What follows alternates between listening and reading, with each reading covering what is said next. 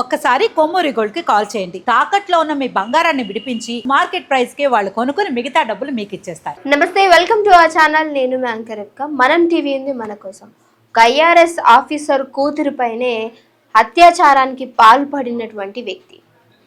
So చాలా కాలంగా అదే ఇంట్లో పనిచేస్తున్నటువంటి అంటే ఐఆర్ఎస్ ఆఫీసర్ ఇంట్లో పనిచేస్తున్నటువంటి ఓ పనివాడు తన కూతురి పైన కన్నేసి ఎవరు లేని సమయంలో ఆవిని అత్యాచారానికి గురి చేసి మరీ హత్య చేసినటువంటి ఆ వ్యక్తి చాలా కాలంగా పనిచేస్తున్నాడు కాబట్టి చాలా నమ్మకంగా ఉన్నటువంటి ఆ వ్యక్తి రాహుల్ని ఎంతో నమ్మారు ఆ ఆఫీసర్ వాళ్ళ యొక్క ఫ్యామిలీ మొత్తం కూడా.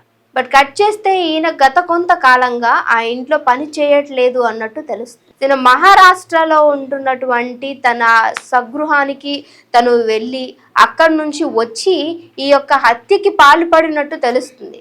ఇంకొక విషయం ఏంటంటే ఈయన ఈ హత్య చేయక ముందు రాహుల్ అనే వ్యక్తి ఎవరైతే ఉన్నాడో ఆ పనివాడు, సో ఈ మహారాష్ట్రలో ఉన్నటువంటి రాహుల్ యొక్క బెస్ట్ ఫ్రెండ్ తన భార్య తోటి కూడా తను ఏకాంతంగా ఉన్నటువంటి గ్రహించి అక్కడ ఆవిడతో కూడా ఈ అత్యాచారానికి పాల్పడినట్టు తెలుస్తుంది. దానికి ముందు రోజు ఆ గ్రామంలో ఉన్నటువంటి ఇంకో అమ్మాయి పైన కూడా ఇలాంటి అఘాయిత్యానికి పాల్పడినట్టు కూడా ఈయనని ఈ విషయంలో కనిపిస్తుంది. అదంతా చేసుకొని అక్కడి నుంచి మనకు ఆల్మోస్ట్ మహారాష్ట్ర నుంచి ఢిల్లీకి 450 కిలోమీటర్స్ వస్తుంది.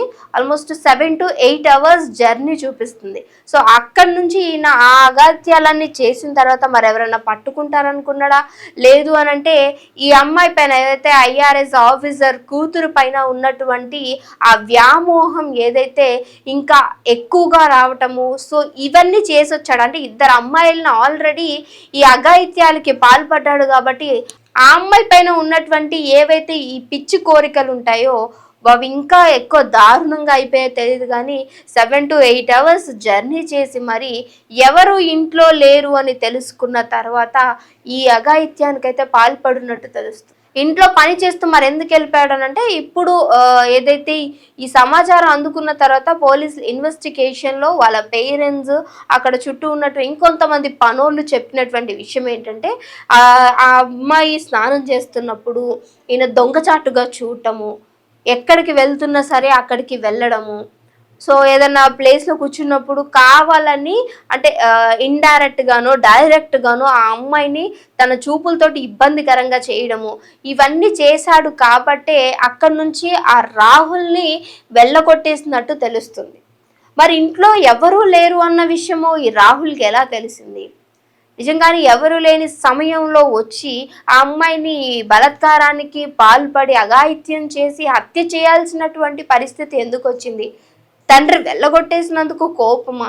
లేదంటే నిజంగానే ఆ అమ్మాయిని పని చేస్తున్నంత వరకు ఎన్ని సంవత్సరాలు అయితే ఆ ఇంట్లో ఉన్నాడో అన్ని సంవత్సరాలు కూడా వాళ్ళ కూతుర్ని అదే దృష్టితోటి చూసి ఉన్నాడా అనేది తెలియదు. కానీ పేరెంట్స్ బయటకు వెళ్ళిన సమయంలో ఆల్మోస్ట్ అప్రాక్సిమేట్లీ 4:35 ఆ టైంలో ఆ అమ్మాయి దగ్గరికి రావడము, సో ఎంత వద్దు అని తను ఏడ్చి కొట్టినా సరే ఆ అమ్మాయి పైన అత్యాచారానికి అతి దారుణంగా పాల్పడి ఆ తర్వాత ఇంట్లో ఉన్నటువంటి ఛార్జింగ్ కేబుల్ ఏదైతే ఉంటుందో ఆ ఛార్జింగ్ కేబుల్ పెట్టి మరి ఆ అమ్మాయి గొంతుని అతి దారుణంగా అమ్మాయిని హత్య చేసినట్టు తెలుస్తుంది. ఆల్రెడీ 2 days బ్యాక్నే వాళ్ళ స్వగృహము ఏదైతే మహారాష్ట్ర అనే ఒక ప్రదేశం ఉందో అక్కడ ఇద్దరి పైన ఈ యొక్క బలాత్కారాలకి పాల్పడి అక్కడి నుంచి మళ్ళీ ఇక్కడికి వచ్చి ఈ ఐఆర్ఎస్ ఆఫీస్ కూతురి పైన ఇలాంటి అఘాయిత్యం చేసి హత్య చేసి ఆల్మోస్ట్ 5:36 ఆ టైంలో అక్కడే దగ్గరలో ఉన్నటువంటి ఓ హోటల్లో స్టే చేయడానికి వెళ్ళిపోయాడు.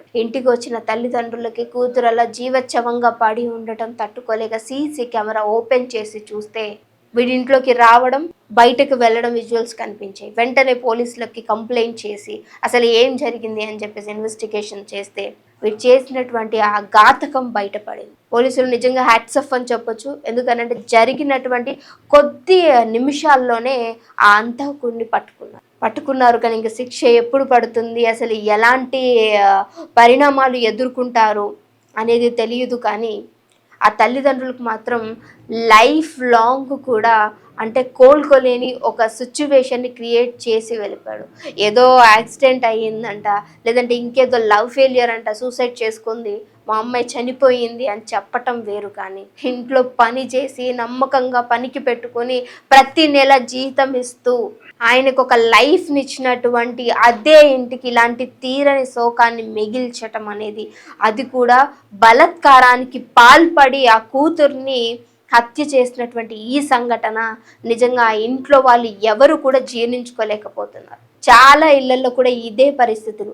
ఇది బయటకు వచ్చింది కాబట్టి మనకి తెలుస్తుంది, కానీ బయటకి రాని ఎన్నో సంఘటనలు నిజంగా ఈరోజు కదులుతూనే ఉన్నాయి. ప్రతి ఒక్కరి జీవితాల్లో కూడా మనకు తెలియని ఏదో ఒక బ్యాక్ స్టోరీ, అంటే డార్క్ ప్లేస్ అనేది డెఫినెట్గా ఉంటుంది. బట్ ప్రతి ఒక్కరు బయటకు వచ్చి దీన్ని గనక మనం చెప్పగలిగితే, అంత ధైర్యం ఉంటే ఇలాంటివి బహుశా ఇంకా ముందు రాకుండా ఆపొచ్చేమో.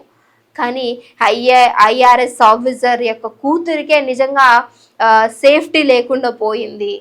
ఈరోజు ఆ అమ్మాయి ప్రాణాన్నే తీసేశాడు అని అంటే అసలు మనలాంటి వాళ్ళము నిజంగా మనకి ఏ విధమైనటువంటి గతి పడుతుంది, అసలు మనం ఎవరిని నమ్మాలి అనే నెటిజన్ల యొక్క నిజంగా ఆవేశాన్ని వ్యక్తపరుస్తున్నారు.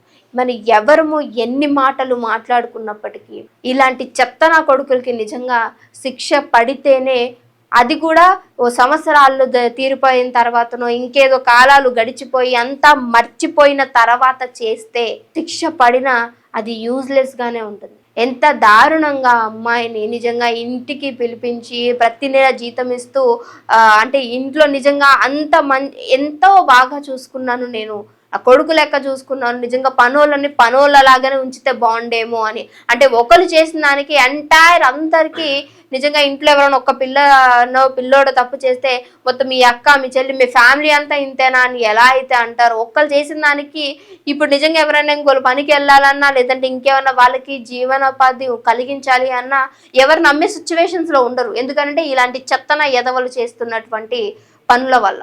ఎంత దారుణంగా అమ్మాయిని చంపేశాడు అని అంటే పాపం ఆ సిచ్యువేషన్లో ఆ యొక్క అమ్మాయి పరిస్థితి తలుచుకుంటే కూడా చాలా బాధాకరంగా ఉంది. అరే ఏం జరుగుతుందో తన లైఫ్లో తెలియని ఒక సిచ్యువేషన్. తల్లిదండ్రులు చూస్తే బయటకు వెళ్ళరు, అరే పని చేసి మానేసినోడు, వెళ్ళిపోయినోడు, వెళ్ళగొట్టినోడు మళ్ళీ వచ్చాడు, అసలు వీడు ఏం చేస్తాడు, అసలు ఏం జరుగుతుంది అని నిజంగా కళ్ళు తెరిచి చూసేలేపో మొత్తం కూడా జీవితం అంతా కొలాప్స్. మరి ఇలాంటి ఎదవలకి ఎలాంటి శిక్ష పడాలి, అసలు మీరేమనుకుంటున్నారండి? మస్ట్ షుడ్గా కామెంట్ చేయడం మర్చిపోకండి.